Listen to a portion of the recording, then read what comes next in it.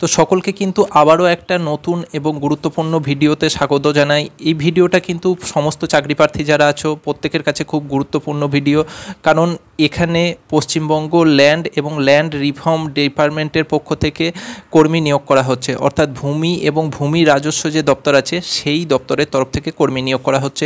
কোন পোস্টের জন্য কর্মী নিয়োগ করা হচ্ছে? যে পোস্টের জন্য কর্মী নিয়োগ করা হচ্ছে সেটা হচ্ছে ডেটা এন্ট্রি অপারেটর, অর্থাৎ ডিইও পোস্টের জন্য নিয়োগ করা হচ্ছে।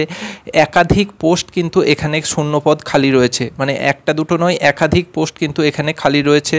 যদি তোমরা এখানে চাকরিটা পাও তাহলে যে সমস্ত অফিসে তোমাদের নিয়োগটা করা হবে সেটা হচ্ছে BLRO office, DLRO office, SLRO office, এই ধরনের যে ভূমি এবং ভূমি রাজস্ব সংক্রান্ত অফিসগুলো আছে সেই সমস্ত অফিসে কিন্তু তোমাদের নিয়োগ প্রক্রিয়াটা করানো হবে। বলে দিই, তোমরা যে সমস্ত ক্যান্ডিডেট এখানে আবেদন করতে চাও তাদের যে বয়স সেই বয়সটা কিন্তু 21 বছর থেকে 45 বছরের মধ্যে বয়স হতে হবে। খেয়াল রাখবে, ন্যূনতম বয়স হতে হবে 21 বছর, আর সবথেকে বেশি যে বয়সটা হতে পারে সেটা হতে হবে 45 বছরের মধ্যে। আর তোমরা এখানে যে আবেদন করবে সেই আবেদনটা কিন্তু টোটালি বা পিওরলি কিন্তু অনলাইনে তোমাদের অ্যাপ্লিকেশানটা করতে হবে। মানে কোনো রকম ফর্ম ফিল আপ করে অ্যাপ্লিকেশান করলে এখানে কিন্তু রিজেক্ট করে যাবে। তোমাদের অনলাইনে অ্যাপ্লিকেশান করতে হবে।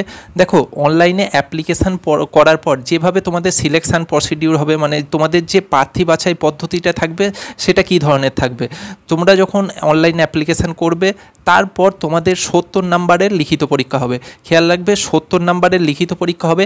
এবার লিখিত পরীক্ষার পর 20 নাম্বারের একটা তোমাদের প্র্যাকটিক্যাল টেস্ট নেওয়া হবে।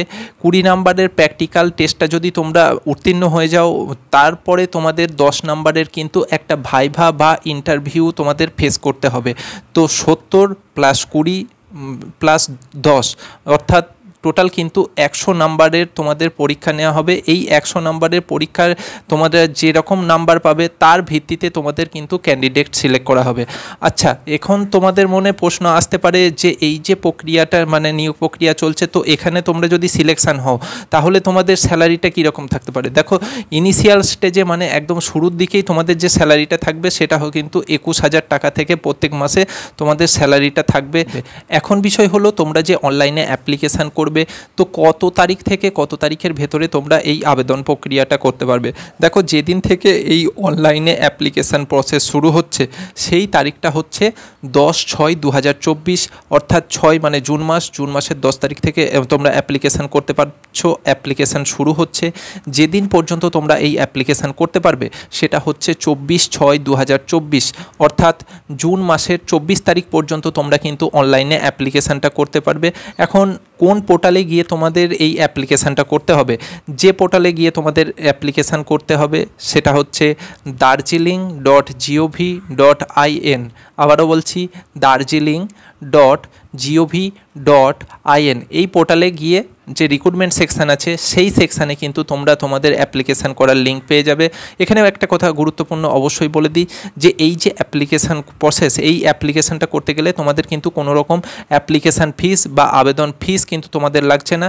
সো মাস্ট বি, তোমরা যদি চাও তাহলে কিন্তু অবশ্যই তোমরা এই অ্যাপ্লিকেশানটা অবশ্যই করতে পারো। আশা করি তোমাদের পুরো ডিটেলসটা ক্লিয়ার হয়েছে। এরপরেও যদি কোনো তোমাদের আপডেটের দরকার থাকে বা কোনো বিষয় জানার প্রয়োজন থাকে সেটা কিন্তু কমেন্ট বক্সে অবশ্যই করো। আর আমাদের সাথে জুড়ে থাকার জন্য কিন্তু চ্যানেলকে অবশ্যই সাবস্ক্রাইব করবে।